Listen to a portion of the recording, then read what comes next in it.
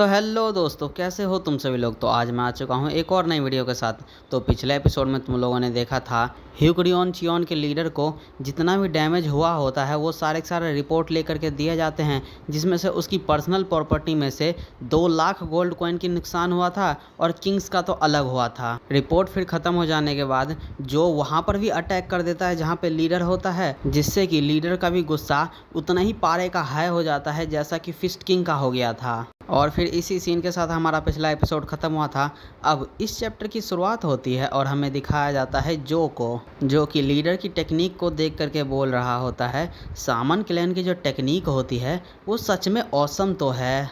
इसके बाद जो हमें बताता है शॉर्ट ग्रेव में जाने वाला जो पहला आदमी होगा उसने इस टेक्निक को इन्वेंट करने में सच में अपने पूरे दिल से मेहनत की होगी।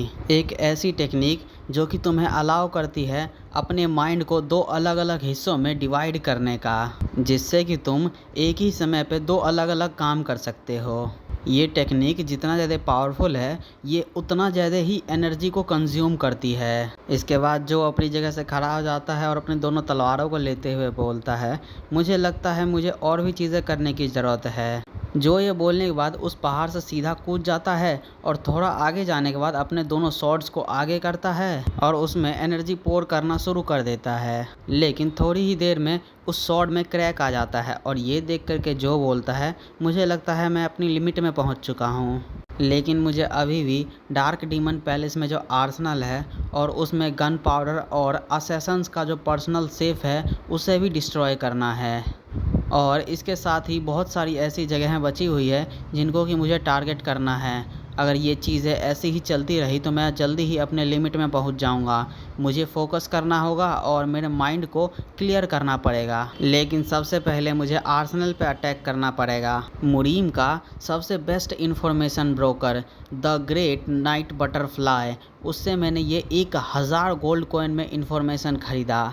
उन्होंने कहा है ह्यूक्रियन चियोन का जो फैटल वीकनेस है वो आर्सेनल है और इनके इन्फॉर्मेशन के मुताबिक ये कमीने एम्परर के रिलेटिव्स के साथ भी कांटेक्ट में हैं। कैनन्स और गन पाउडर को एकदम स्ट्रिक्टली मैनेज किया जाता है एम्पायर के द्वारा, लेकिन बहुत सारी सप्लाईज इनके रिलेटिव्स के द्वारा चुरा ली जाती हैं और ह्यूक्रियन चियोन के वेयर हाउस में स्टोर कर दी गई है। उन लोगों ने अपने जान तक को रिस्क पे डाल दिया बस इसको चुराने के लिए।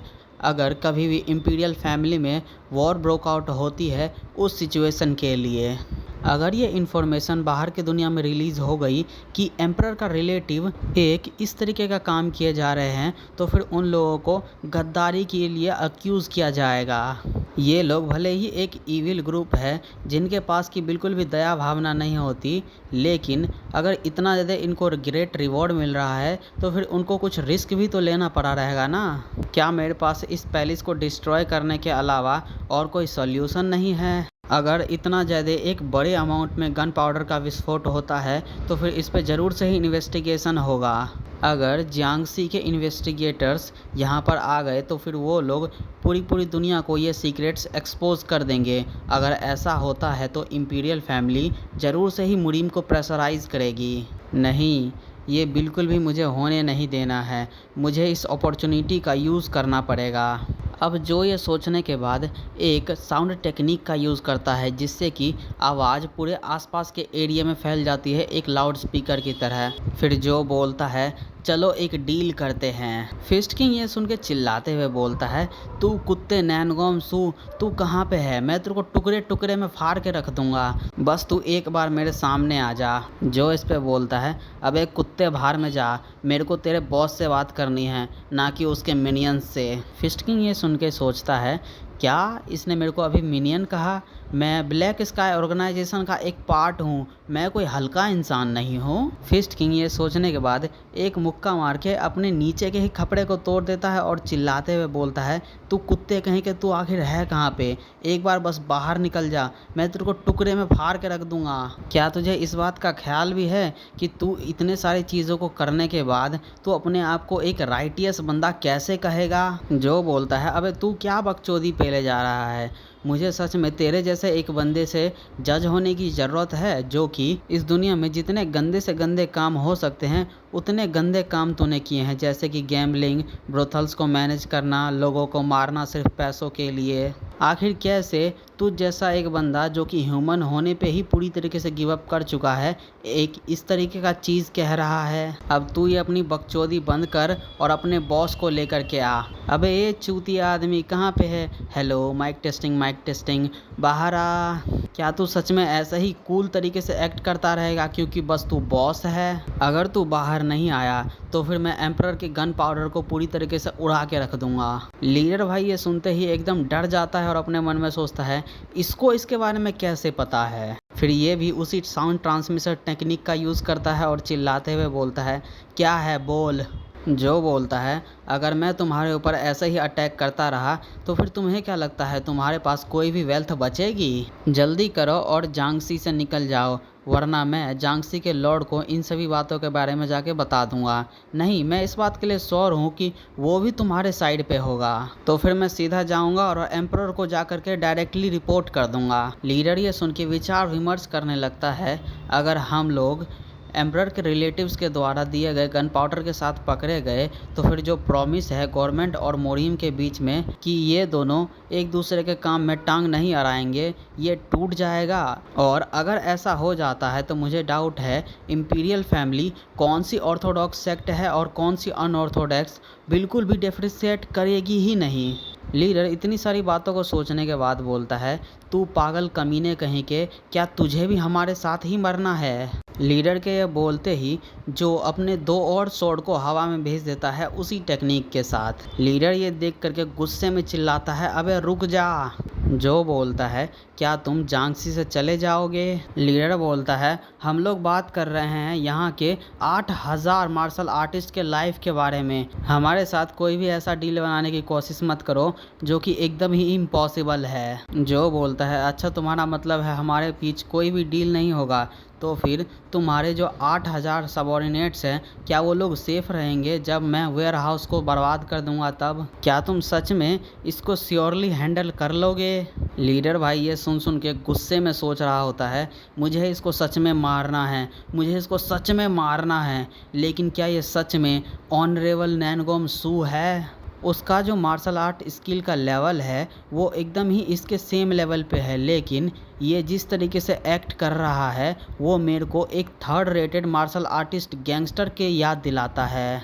इसने बोलते समय भी एक टेक्निक का यूज़ किया है जिसकी वजह से मैं इसका एज तक गैस नहीं कर सकता। लीडर ये सोचने के बाद बोलता है, सबसे पहले तो तुम अपने आप को शो करो, मैं किसी ऐसे बंदे के साथ डील नहीं बनाता जो कि छुप के मेरे से बातें करता हो।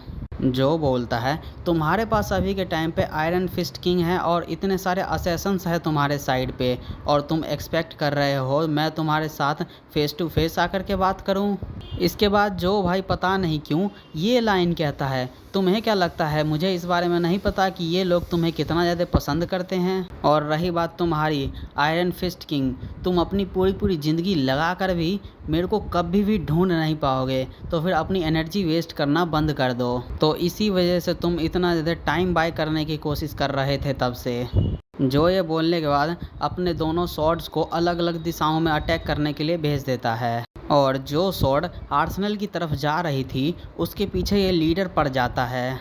लीडर उस अटैक का पीछा करते हुए अपने मन में सोचता है, यहाँ पे एक हाई चांस है कि ये अटैक भी एक फेक अटैक हो, ये ऑब्वियसली एक ट्रिक ही है, लेकिन मेरे पास कोई और चॉइस नहीं है इसको ब्लॉक करने के अलावा, क्योंकि अगर गलती से भी ये एक रियल अटैक निकल गया तो फिर हमारे लिए सब कुछ यहीं पर ही ख़त्म हो जाएगा। इसके बाद लीडर जैसा ही स्वॉर्ड के पास पहुंच जाता है वैसा ही 1000 रेवोल्यूशन ड्रैगन फैंग से अटैक कर देता है, जिससे कि ढेर सारे ड्रैगन के क्लॉज के जैसे अटैक जाते हैं और उस स्वॉर्ड को डिस्ट्रॉय करके रख देता है, लेकिन वो स्वॉर्ड फेक होता है। इसके बाद हमें दिखाया जाता है लीडर के इस अटैक को रोकते ही पीछे इसकी एक और बिल्डिंग उड़ जाती है। ये देख के लीडर जो को गाली देता है और चिल्लाते हुए बोलता है, चलो ठीक है देख लेते हैं, सबसे पहले हमारी बिल्डिंगें ख़त्म होती हैं या फिर तुम्हारी इंटरनल एनर्जी। चलो अब आर या पार का मैच कर ही लेते हैं। अब ये बोलने के बाद लीडर वहाँ पे खड़े सारे सबॉर्डिनेट्स को ऑर्डर देता है, जितने भी लोग हैं उन सभी को गैदर करो और गन पाउडर स्टोरेज के ऊपर लगा दो। इस पर कि वहाँ पे खड़े सारे लोग यस सर बोल के निकल जाते हैं और गन पावर स्टोरेज के ऊपर ऐसे खड़े हो जाते हैं जैसे कि कोई दीवार हो।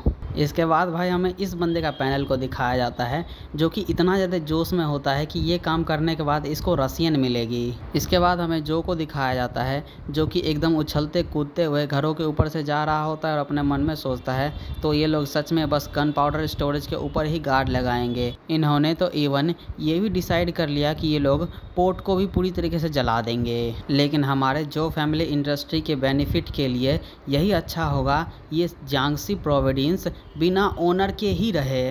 लेकिन अगर वैसा पॉसिबल नहीं है तो फिर मुझे कोई और रास्ता यहाँ पे ढूंढना पड़ेगा। जो ये सोचने के बाद बोलता है, तुम लोग सच में बहुत ज़्यादा ही ज़िद्दी हो, चलो फिर ठीक है मैं अपने रिक्वेस्ट के प्राइस को थोड़ा सा कम कर लेता हूँ। लीडर बोलता है चलो ठीक है मुझे बताओ। जो बोलता है यहाँ पे 3 चीज़ें हैं जो कि मुझे चाहिए।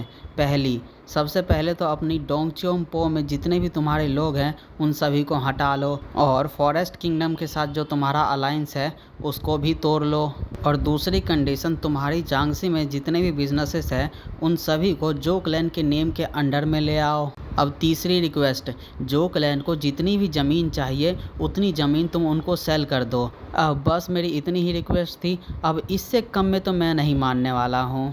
लेकिन अगर मैंने ये देखा कि मेरी ये जितनी भी कंडीशन है वो फुलफ़िल नहीं हुई तो मैं ये प्रॉमिस करता हूँ मैं ह्यूक्रियन चियोन पे एंडलेसली अटैक करता ही रहूँगा। लीडर जो कि कंडीशन को सुन के अपने मन में सोचता है इसको सारी चीज़ों के बारे में पता है, इवन अलायंस के बारे में भी जो कि फॉरेस्ट किंगडम के साथ हुआ था। हम लोग जितना कर सकते थे उतना किया जिससे कि इंफॉर्मेशन लीकिंग को रोका जा सके, लेकिन फिर भी ये इन्फॉर्मेशन लीक हो गई। मैं इस बात के लिए श्योर हूँ कि मुरीम अलायंस को भी इन चीज़ के बारे में बिल्कुल नहीं पता होगा, लेकिन फिर इसको कैसे पता चला? क्या इसके इन सभी चीज़ों को करने की वजह है वो जो क्लैन का इंडस्ट्री है? हमने इस जो क्लैन की इंडस्ट्री के बारे में जितना भी इंफॉर्मेशन गैदर किया है उसके हिसाब से ये लोग एक साल में 7 लाख गोल्ड कॉइन कमा लेते हैं। अगर हमारा करंट प्लान सक्सेसफुल हो जाएगा तो फिर ऐसा होगा जैसे इतना बड़ा एक जियांगसी जैसा प्रोविडेंस मेरे को एक और मिल जाएगा।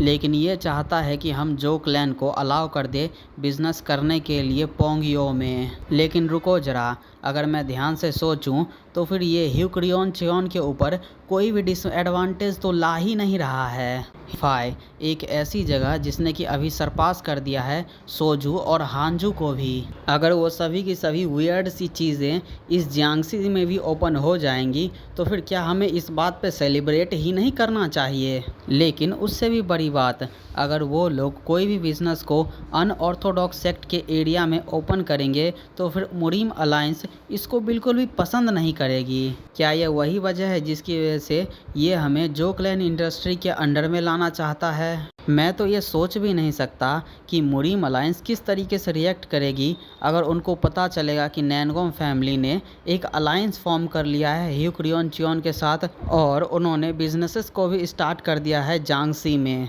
वाह, ये कितना ज़्यादा एक इंटरेस्टिंग सा बात है। अब इसी के इंटरेस्ट के साथ इस वीडियो को यहीं पर ही ख़त्म करते हैं। वीडियो पसंद आती है वीडियो को लाइक करो और चैनल को सब्सक्राइब करो।